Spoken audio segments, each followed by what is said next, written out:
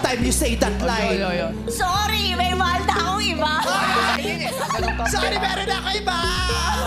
Nauna ka lang, kala mo.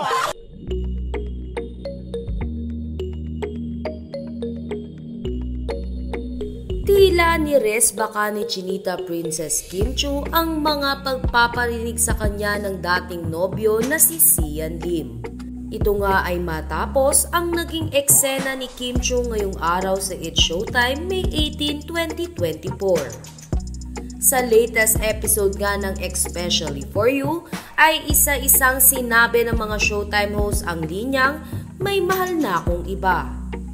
Lahat ng host ay malungkot ang naging atake sa naturang linya. Hanggang sa nabago nga ito nang si Kim Chiu na ang gumawa nito. Pagkatapos kasing sabihin ni Kim Chiu ang linyang may mahal na akong iba, ay tila ba sobrang saya nito at nang aasar pa. Hiyawan naman agad ang madlang people sa eksena na ito ni Kim Chiu sa It's Showtime. Maging ang nanay-nanayan ni Kim Chiu na si Vice Ganda ay proud na proud sa ginawa ng aktres. Ayon kay Vice Ganda, bakit sa'yo celebratory? Sagot naman ni Kim Chiu, kasi pare-parehas na, para ibang level.